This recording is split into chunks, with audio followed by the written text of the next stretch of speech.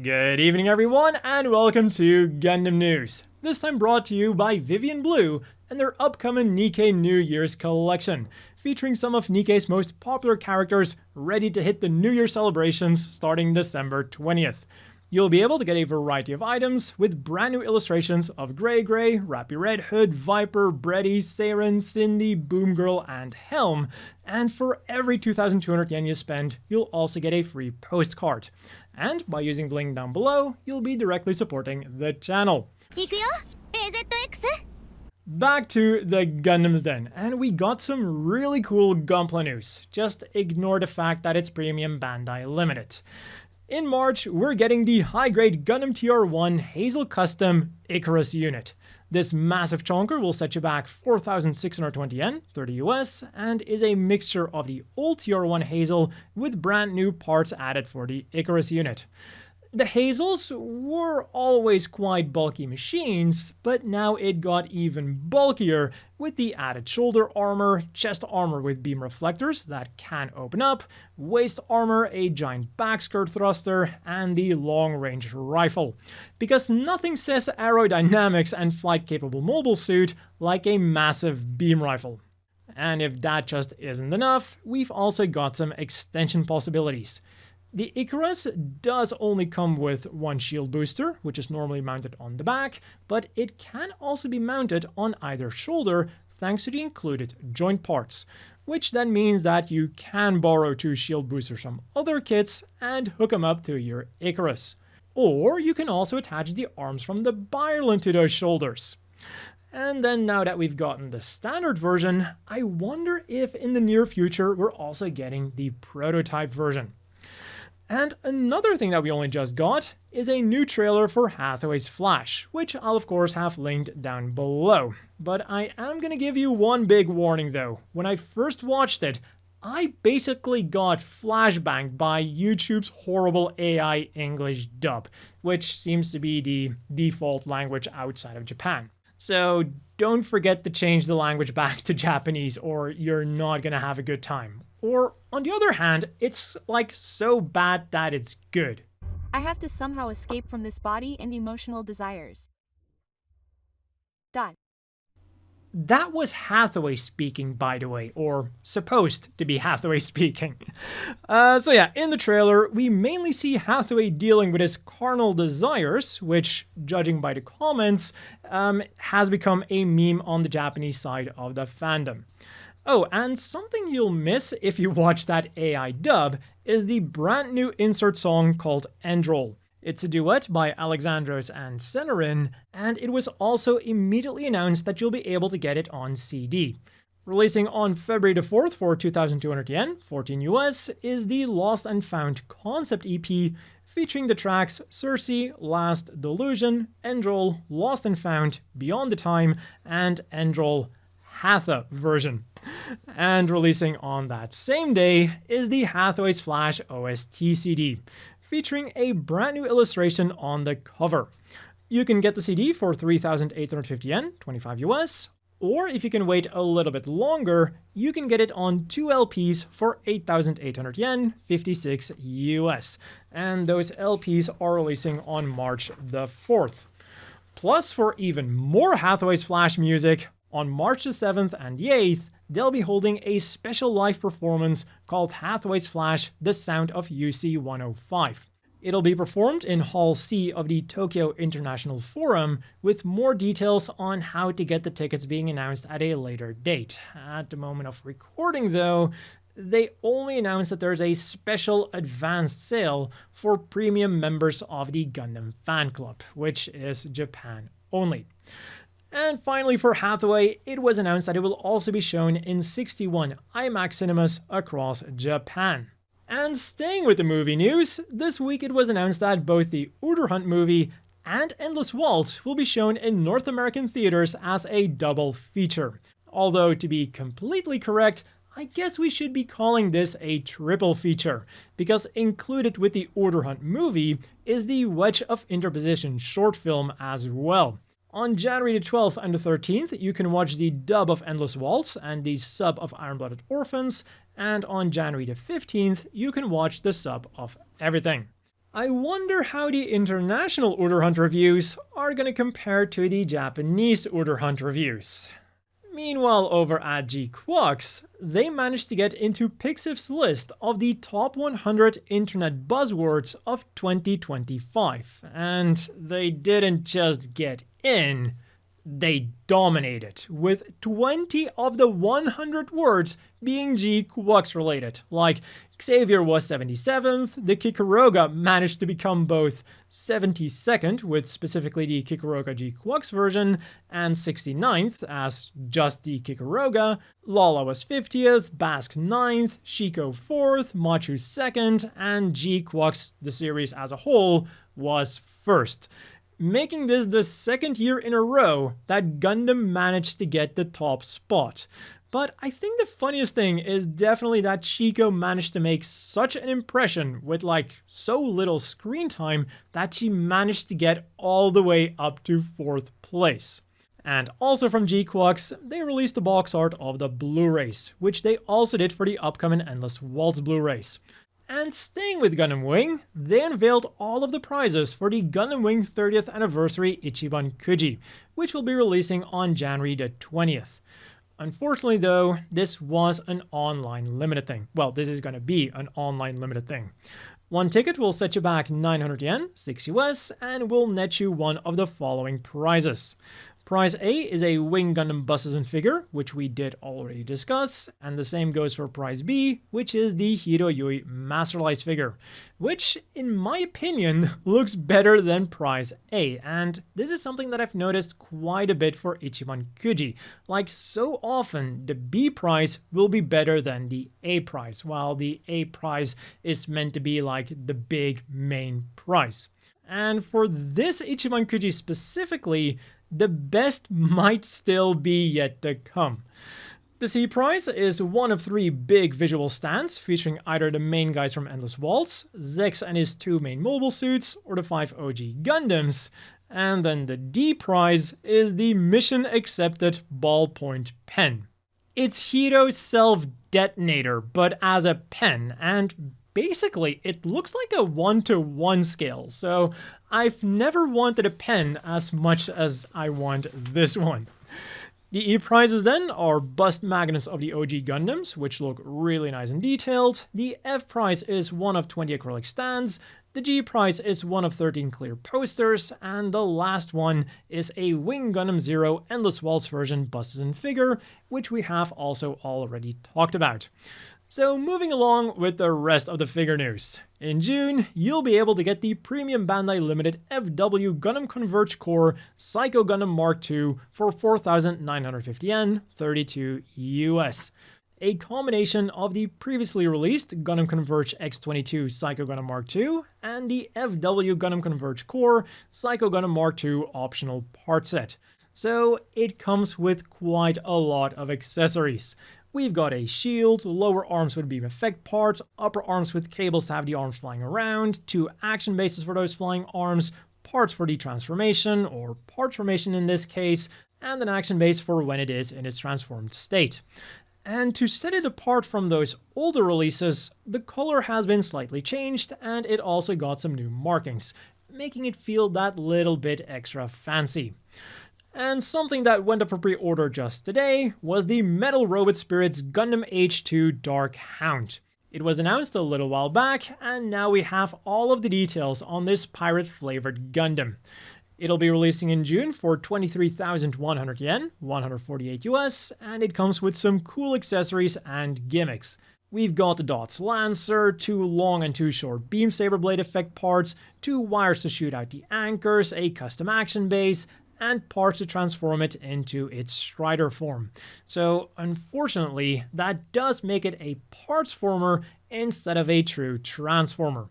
But we do get some really cool action figure exclusive gimmicks. The shoulder armor can open up, and the binders connected to the shoulder armor can also open up, making its poses that much more dynamic. The one big downside is that this thing is of course Premium Bandai Limited. Meanwhile, on the gaming front, in Gundam Battle Operation 2 for the PlayStation, we got another pirate-flavored mobile suit, the Crosszone Gundam X3, while on Steam the Jagan Burnham type has become available. For SD Gundam G Generation Eternal, they announced that the next livestream will be happening on the 23rd, which will then give us a lot of information about upcoming stuff. And in UC Engage, we got some cool stuff on both the global server and on the Japanese server, meaning that the global people will have something really cool to look forward to. In global, we got a new event unit assembly for the UR Iliapasm and our UR Rigelgu, as well as a new mission battle EX. But in Japan, they showed us a preview for the Psycho Gundam Mark III, and it will even be in an animated cutscene, which I'm pretty sure is the first time ever for the Psycho Gundam Mark III. But more information on this behemoth will be released on the 22nd. In other news then, starting tomorrow, a Gundam Manhole cart will be handed out in Kofu. As for the things you could get this week then, first up on the 12th, you could go for this Gundam Wing and Endless Waltz 30th Anniversary Layered Graph, going for 9,900 yen, 64 US. And it's kind of like a fancy version of an acrylic stand, which also comes with a unique serial number. Or you could go for some Gundam themed paints from Mr. Hobby, releasing on the same day. We've got a matte top coat can of spray paint, and New Gundam Dark Blue, High New Gundam Regular Blue, High New Gundam Violet, and High New Gundam Purple. And what's funny about the High New colors is that all of those different colors aren't actually for different parts. They're all for the same parts, but it's just that, like, depending on the artwork, those colors can vary widely. So you can choose which color you want your High New Gundam to be. And while you're making that tough decision, you can listen to Hiroko Moriguchi's 40th anniversary album called Your Flower, A Bouquet of Songs. You could get the regular edition with just one CD for 3,300 yen, 21 US, or you could go for the special edition, which went for 6,600 yen, 42 US. And this one comes with 2 CDs, a Blu-ray, and a sleeve to store them in. Both versions did already go up for sale on the 3rd, but Gundam Official only made a post about it on the 12th, which is then also only when I noticed it. On the 13th then, almost all of the releases were re-releases. For 6,600 yen a pop, 42 US, there was the Robot Spirits RX-72 Gundam Char Zaku 2 and Regular Zaku 2. For 11,000 yen a pop, 71 US, there was the Robot Spirits High-Gawk and Kempfer. And for 22,000 yen, 141 US, there was the Metal Robot Spirits GQUX. With our only quote-unquote new release being the Robot Spirits version anime NT1 Alex and Chobham armor. It goes for 11,000 yen, 71 US, and it is simply a repackaging of the 2018 Alex, but without the thruster effect parts, without the damaged parts, and now with the Chobham armor. So still included with the set are a beam rifle effect part, 2 beam sabers, 2 straight beam saber blade effect parts, 1 curved beam saber blade effect part, 2 arm-mounted Gatling guns, 2 firing effect parts for those Gatling guns, a hyper bazooka, a part to store the hyper bazooka on the back skirt, a shield, and a bunch of hand options. And also on that day, the Gundam Seed Freedom 2nd Anniversary Bouquet Fair kicked off, meaning that a bunch of items like acrylic stands, mini shikashi, keychains, clear files, and can badges went up for sale, with a freebie clear card for every 1,100 yen is spent. And this campaign will last until January the 12th. On to December 15th then, when we got the second lineup of Bandai's very LEGO minifigure-inspired BitLot line. Not only are they styled like minifigures, but they also come with interchangeable hair and accessories. For 748 yen each, 5 US, you can get the Gundam Real type with Hyper Bazooka and Shield, the Jim with Beam Saber, Beam Spray Gun and Shield, the Goof with Heat Rod, Heat Saber and Shield, Sayla with regular hair with headset on and a suitcase filled with gold, and Rombarol with normal hair, a helmet, and a rifle. So I'm sure you'll be able to make some very interesting combinations. And talking about interesting combinations, also releasing that day were the Link Travelers, The World of GQUX, Machu, and Nyaan set. They go for a whopping 8,800 yen, 56 US, but at the very least, they do come with a lot of accessories. For Nyaan, we're getting 3 different faceplates, 2 hairstyles, 2 torsos, with and without the jacket, her backpack, her smartphone, conch, and a bunch of hand options. And for Machu, we're getting very much the same deal. There's 3 different faceplates, 2 different torsos, with and without the cardigan, her backpack, her smartphone, haro, and a bunch of hand options. Plus, since they're part of the Link Travelers lineup, you should also be able to use other Link Travelers accessories with them for even more play value. And finally, on the 16th, you could drink some Gundam Extreme Vs. 2 Infinite Boost themed Samurai Energy drinks while listening to your Shining Gundam and God Gundam head-shaped speakers. These speakers are prize items over at Japanese arcades, and they function as both a nice display piece and as speakers. But I gotta say, the Shining Gundam is definitely the coolest one of the two. If not just like the coolest head-shaped speaker that I've seen so far, because for the God Gundam and pretty much every other head-shaped speaker that we've seen so far, it's just the cheeks that open up to reveal the speakers. But for the Shining Gundam, you turn it into super mode. And it's in the Gundam Fight International Regulations that while doing this transformation, you have to play Domon's theme on it. For this week's reading material then, the biggest news was no doubt the Gundam Wing and Endless Waltz 30th anniversary official book, Operation 30th. It costs a whopping 16,500 yen, 106 US, but that is in part because it consists of 3 books plus a sleeve to put them in. Book 1 contains all of the setting material, storybooks, and other similar things, as well as interviews with the production staff. Book 2 contains story guides for Gundam Wing and Endless Waltz, storyboards for Episode 1, a roundtable discussion, and more.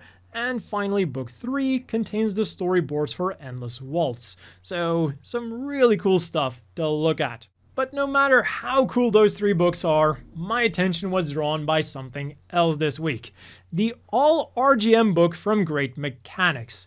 Not only does it include all of the gyms, but it also has all of its successors like the Jagan and the James Gun, plus even machines like the Nemo, so definitely something that I gotta pick up. And what you could also pick up was Volume 6 of Rust Horizon and Volume 23 of Gundam Aggressor.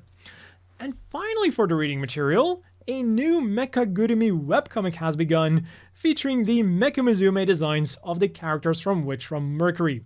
A new comic will be posted every Sunday at 5 PM Japan time, and they're celebrating this with a Mechagurumi print festival in the Bandai Namco Cross stores at Ikebukuro and Hakata. You'll be able to print the characters on a t-shirt or on a latte, and you don't have to hurry to do this. The festival began on the 17th, and it will still last until August 30th of next year.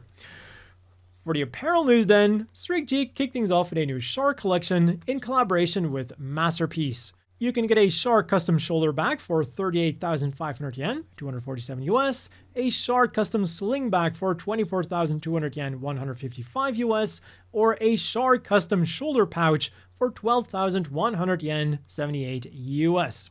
All of these are made in Japan and became available in physical SrigG stores on the 14th.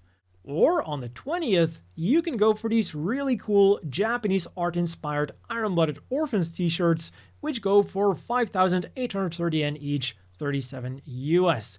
And they feature the heads of either the Barbs, the Ryusei Go, or the Greys.